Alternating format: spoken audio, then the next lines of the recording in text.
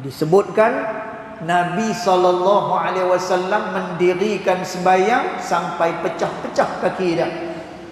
Dan sampai pecah kaki. Kenapa sampai pecah kaki? Kerana seronoknya Nabi SAW di dalam sembahyang dia. Tuan-tuan, sebab itu orang yang nak ikut sunnah yang ni. Tuan-tuan, pakaian ya dia adalah sunnah. Kemudian apa lagi? Pakaian kita, kemudian cara makan kita, minum kita, ya dia adalah sunnah Nabi SAW. Tetapi sunnah yang terbesar, tuan-tuan, yang paling besar adalah menjaga hubungan dengan Allah Subhanahu wa taala, meninggalkan akan segala perkara-perkara yang dilarang oleh Allah Subhanahu wa taala.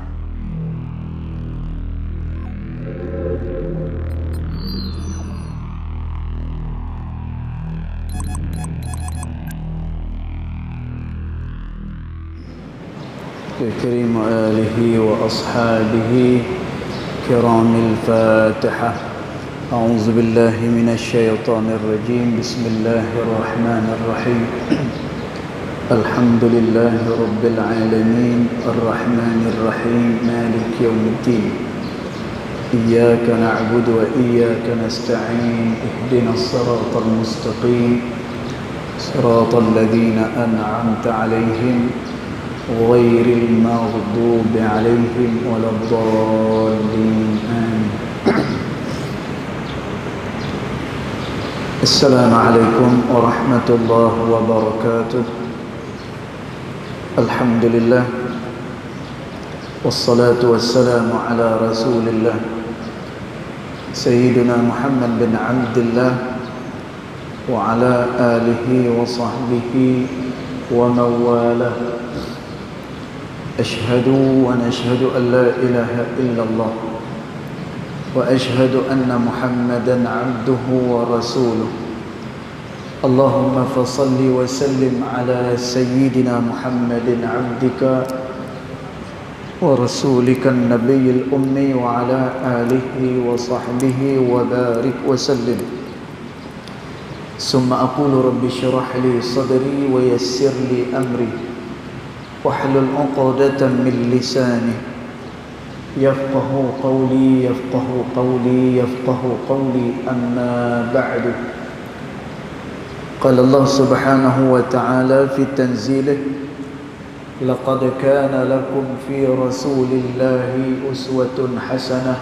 صدق الله العظيم. ربي أدخلني مدخل صدق وأخرجني مخرج صدق واجعلني من لدنك سلطانا نصيرا.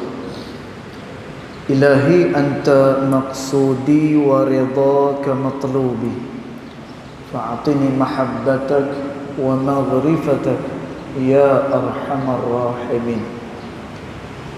Alhamdulillah, yang pertama-tamanya kita merafakkan kesyukuran kehadirat Allah Subhanahu wa taala, kerana dengan limpah kurnianya, dengan rahmatnya, alhamdulillah, saat dan juga ketika ini kita masih lagi dapat bersama-sama di dalam tempat yang sangat mulia, yaitu di dalam rumah Allah Subhanahu wa taala, dalam suasana kita masih mendirikan sembahyang. Dan sembahyang merupakan satu ibadat yang begitu besar tempatnya dan juga nilaiannya pada sisi Allah Subhanahu wa taala. Sehingga Nabi SAW menyatakan, bila mana esok manusia dimasukkan ke dalam kubur, dia masuk sahaja, tuan-tuan, pada waktu itu kata Nabi SAW, awwalun ma yuhasabu bihil abdu as-salah. Perkara yang pertama-tama sekali yang akan ditanya oleh Allah Subhanahu wa taala kepada satu orang adalah sembahyangnya. Hadis yang lain pula menyebut as-salatu imaduddin. Sembahyang itu merupakan tiang kepada agama, kata Nabi SAW. Dan tuan, maka demikianlah betapa besarnya kedudukan sembahyang itu di dalam Islam kita. Dan sebagaimana yang kita ketahui, wahyu sembahyang ini didapatkan oleh Nabi SAW bukan dengan perantaraan Jibril alaihi salam. Dan tuan, wahyu-wahyu lain Nabi SAW terima biwasitati Jibril, iaitulah dengan perantaraan Jibril alaihi salam.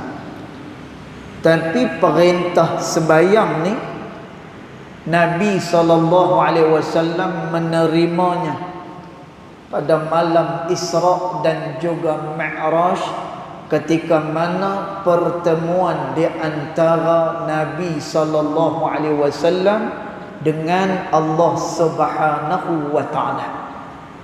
Tuan-tuan, bila kata bertemu dengan Allah, maka tak boleh untuk kita bayang sebagaimana pertemuan satu benda dengan benda yang lain. Kerana Allah Subhanahu wa taala disebut oleh Allah, laisa kamithlihi syai'. Allah tidak pernah serupa dengan sesuatu apapun. Tuan-tuan, orang yang mengaji grammar bahasa Arab, orang yang mengaji nahwu bahasa Arab, syai'un disebut di dalam matan Alfiyah Ibn Malik. Dan tuan, syai'un dekat sini sama ada sebesar-besar perkara ataupun sekecil-kecil perkara. Dan tuan, Allah Ta'ala kata laisa kamithlihi syai', dia tak pernah serupa dengan sesuatu apapun. Habis itu macam mana Nabi SAW berjumpa dengan Allah Subhanahu wa taala? Nahnu nufawwidu ila Allah. Kita menyerahkan perkara itu kepada Allah Subhanahu wa taala. Bagaimana kaifiatnya, wallahu taala a'lam. Dan tetapi dalam pertemuan yang eksklusif ni, dan kita sebut dia pertemuan yang eksklusif kerana Nabi SAW berjumpa dengan Allah Subhanahu wa taala, katanya ulama, fi magamin ghairi ma'lum, iaitulah di suatu tempat yang tidak diketahui oleh mana-mana makhluk Allah Subhanahu wa taala. Dan tuan, maka dalam pertemuan penting ini, dalam pertemuan besar ini, Nabi SAW menerima satu perintah yang dinamakan sebagai sembahyang. Dan kan Sayyidina Ali radhiyallahu anhu wa ardah menyatakan, bila mana Sayyidina Ali dia tanya kepada sahabat-sahabat yang lain, ata'rifuna limadha tusammi salah? Dan tuan, Sayyidina Ali tanya dengan para sahabat Nabi SAW, kamu tahu tak kenapa sembahyang itu dinamakan dia sebagai sembahyang?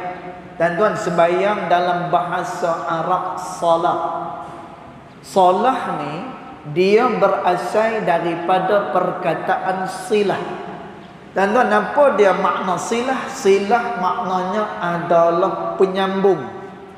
Maka kata Sayyidina Ali radhiyallahu anhu wa arda, sembahyang dinamakan sebagai penyambung adalah kerana pertama, dan dia penyambung kerana apa?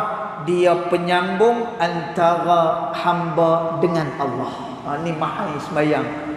Tuan-tuan, sebab itu kata Nabi SAW, ju'ilat qurrata aini fis salah. Aku ni dijadikan oleh Allah Subhanahu wa taala berasa sejuk di dalam sembahyang aku. Tuan-tuan, masya-Allah, di dalam matan Al-Arba'in An-Nawawiyah yang dikarang oleh Al-Imam An-Nawawi rahimahullahu taala, tuan-tuan, macam mana disebutkan Nabi SAW mendirikan sembahyang sampai pecah-pecah kaki dia. Dan sampai pecah kaki. Kenapa sampai pecah kaki? Kerana seronoknya Nabi SAW di dalam sembahyang dia. Tuan-tuan, sebab itu orang yang nak ikut sunnah yang ni. Tuan-tuan, pakaian ya, dia adalah sunnah. Kemudian apa lagi? Nah, pakaian kita, kemudian cara makan kita, minum kita, ya, dia adalah sunnah Nabi SAW. Tetapi sunnah yang terbesar, tuan-tuan, yang paling besar adalah menjaga hubungan dengan Allah Subhanahu wa taala, meninggalkan akan segala perkara-perkara yang dilarang oleh Allah Subhanahu wa taala. Dan tuan, Nabi SAW sampai pecah kaki dia. Kenapa? Mendirikan sembahyang. Dan Nabi SAW kata, dijadikan sembahyang ni sebagai penyejuk aku, sebagai penyejuk mata aku ketika mana aku sembahyang. Dan tuan, pasal apa sampai tahu tu? Kerana Sayyidina Ali kata, sembahyang adalah penghubung antara manusia dengan Allah Subhanahu wa taala. Tuan-tuan, kita nak berhubung dengan orang, tuan-tuan pakai line Celcom. Tuan-tuan nak berhubung dengan orang pakai line Maxis. Tuan-tuan, tang line ni kalau boleh dia nak pakai yang paling mahal. Kalau boleh dia nak pakai hak yang paling laju sekali. Maxis beli tak kena, Celcom beli tak kena, tukar. Tuan-tuan, pasal apa? Tak laju, internet tak laju. Tuan-tuan, tapi dia tak pernah fikir macam mana aku nak melajukan line aku ni dengan Allah Subhanahu wa taala. Tuan-tuan, maka orang yang nak berhubung dengan Allah Subhanahu wa taala adalah melalui sembahyang. Sebab itu satu hari ada seorang masuk ke dalam rumah Nabi sallallahu alaihi wasallam, lalu dia bertanya kepada Nabi sallallahu alaihi wasallam, "Ya Rasulullah, andi iskalat." Ya Rasulullah, aku ni banyak masalah, dia kata. Kaifa nad'u rabbi? Bagaimana aku nak berdoa kepada Allah? Macam mana aku nak nak bentangkan permintaan aku kepada Allah?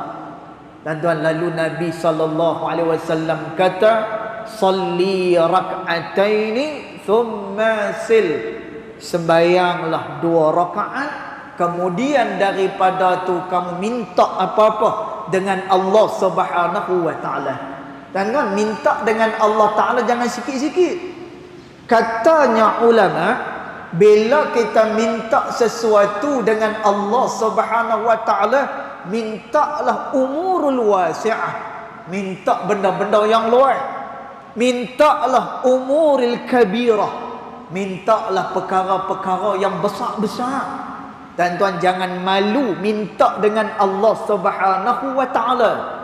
Kerana itu kata Al-Imam Al-Habib Abdullah bin Alawi Al-Haddad rahimahullahu ta'ala, dan tuan, beliau menyatakan, bila minta dengan Allah Subhanahu wa ta'ala, mintalah dengan segala permintaan yang besar-besar. Pasal apa? Li'annahul ghani, kerana dia yang maha kaya. Dan tuan, kita kaya, tapi kaya tu bukan hak kita, hak Allah Ta'ala. Dan tuan, kita ada benda kat sisi kita, tapi benda tu bukan hak kita, dia kepunyaan Allah Subhanahu wa taala. Maka mintalah benda-benda yang besar-besar, benda yang luas-luas daripada sisi Allah Subhanahu wa taala. Dan Nabi SAW menunjukkan cara bagaimana seseorang dia nak berhubung dengan Allah Subhanahu wa taala dengan cara mendirikan sembahyang. Kerana tu dalam hadis qudsi Allah Subhanahu wa taala menyebut man aqama lis-salah. Siapa-siapa dia yang berdiri kerana nak mendirikan sembahyang. Masya-Allah, tuan-tuan. Kita tiap-tiap hari dirikan sembahyang. Satu hari 5 kali kita sembahyang. Masya-Allah, tabarakallah. Dalam satu hari daripada subuh sampailah Isya, tambah lagi dengan solat sunat lagi. Tuan-tuan, apa kata Nabi sallallahu alaihi wasallam? Maaf, bukan hadis qudsi, hadis Nabi sallallahu alaihi wasallam. Katanya Nabi sallallahu alaihi wasallam, "Man aqama lis-salah." Siapa-siapa yang berdiri kerana dia nak sembahyang. Dan kerana dia nak sembahyang, tak apalah khusyuk tak khusyuk, yang tu kita tahu tepi dulu. Khusyuk tak khusyuk, tak apa. Dan tuan, kerana apa? Kerana dalam soal kebaikan, betapa mudahnya Allah Subhanahu wa taala memberikan ganjaran kepada manusia. Tuan-tuan, disebut dalam Hasyiah As-Sinwani, syarah kepada Mukhtasar Ibnu Abi Jamrah Al-Azdi. Tuan-tuan, katanya ulama, tuan-tuan tengok pemurahnya Allah Ta'ala pada hamba dia. Ada satu qaul, ada satu pendapat ulama, bila mana seseorang dia melakukan satu dosa, maka dia belum ditulis oleh Allah Subhanahu wa taala. Tapi setelah 3 kali dia melakukan dosa yang sama, tuan-tuan, barulah dititipkan oleh Allah dengan satu dosa kepada dia. Tuan-tuan, ada satu qaul, ada satu pendapat yang duk kata macam tu, nak cerita pemurah Allah Subhanahu wa taala. Tuan-tuan, kita tengok di dalam kitab Risalah Al-Mu'awanah fi Sulukin Tariqil Akhirah. Tuan-tuan, kata Imamul Haddad rahimahullahu taala, bab niat. Tuan-tuan, dalam bab niat, bila orang ni ada keazaman melakukan sesuatu kebaikan, tiba-tiba dia ada halangan melakukan kebaikan itu, tuan-tuan, dia dapat pahala tak? Dia dapat pahala daripada sisi Allah Subhanahu wa taala. Tapi orang yang berazam melakukan kejahatan, belum melakukan kejahatan, tuan-tuan, Allah tak tulis itu sebagai dosa kepada Allah Subhanahu wa taala. Tuan-tuan, tak apa. Khusyuk tak khusyuk tu tak apalah. Mudah-mudahan amalan kita diterima oleh Allah. Lalu kata Nabi sallallahu alaihi wasallam, siapa yang berdiri kerana dia nak sembahyang, fa aqbalallahu ilaihi biwajhihi, maka Allah Subhanahu wa taala akan menghadapkan wajahnya kepada orang yang sembahyang. Tuan-tuan, wajah ai bermakna rahmah. Tuan-tuan, maksud wajah dekat sini rahmat daripada Allah Subhanahu wa taala. Tuan-tuan, maknanya orang yang berdiri dia nak sembahyang ni, dia dalam keadaan diselaputi dengan rahmat, kasih sayang daripada Allah Subhanahu wa taala. Baik, Sayyidina Ali kata, pertama dia penyambung kepada Allah. Yang kedua, tuan-tuan, sembahyang ni adalah silatun bil jannah. Dia adalah penghubung kepada syurga Allah Subhanahu wa taala. Masya-Allah, tuan-tuan. Rupanya masa kita dirikan sembahyang tadi ni, tuan-tuan, kita sedang dalam keadaan perjalanan kita kepada syurga Allah Subhanahu wa taala. Tuan-tuan, sebab itu Allah Taala sebut dalam surah Al-Maidah, kata Allah Subhanahu wa taala, inni ma'akum, aku bersama-sama dengan kamu, kata Allah, la in aqamtumus salah, selama mana kamu mendirikan sembahyang. Tuan-tuan, selama kita dirikan sembahyang ni, solat subuh, kemudian solat apa lagi kita buat? Tuan-tuan, selama kita mendirikan sembahyang, Allah Ta'ala kata, inni ma'akum, aku berserta dengan kamu semua. Tuan-tuan, maksudnya apa? Berserta dengan kita ni. Tuan-tuan, Allah Ta'ala kasih Allah Ta'ala rahmati bagi orang-orang yang mendirikan sembahyang. Tuan-tuan, mudah-mudahan sembahyang ni dia menjadi amalan keutamaan kita, terutamanya kepada anak-anak kita yang baru nak membesar. Tuan-tuan, anak-anak ni bila mana kita nak jadikan mereka itu orang yang baik, tuan-tuan, ajarilah mereka itu sembahyang. Sebab itu Nabi sampai Quba, benda pertama yang Nabi buat adalah masjid. Bila Nabi sampai ke Madinatul Munawwarah, benda pertama Nabi buat adalah masjid. Dan Nabi ajak orang sembahyang. Maka kalau orang yang tak nampak benda ni, dia setakat fikir pada akal dia. Tuan-tuan, ulama tauhid kata akal yang ada pada kita ni mahdud, dia terbatas. Betul tak tuan-tuan, terbatas? Betul. Tuan-tuan, kalau saya masuk dalam bilik ni, belakang ni ada bilik ni. Tuan-tuan, saya masuk dalam bilik ni, tuan-tuan duduk luar, tuan-tuan tahu tak apa yang berlaku kat dalam? Tak tahu. Tak tahu. Apa gamaknya tengah berlaku dalam tu? Tah tengah makan nasi Arab ke? Mana nak tahu? Tah tengah minum teh ais ke dalam tu? Tak tahu.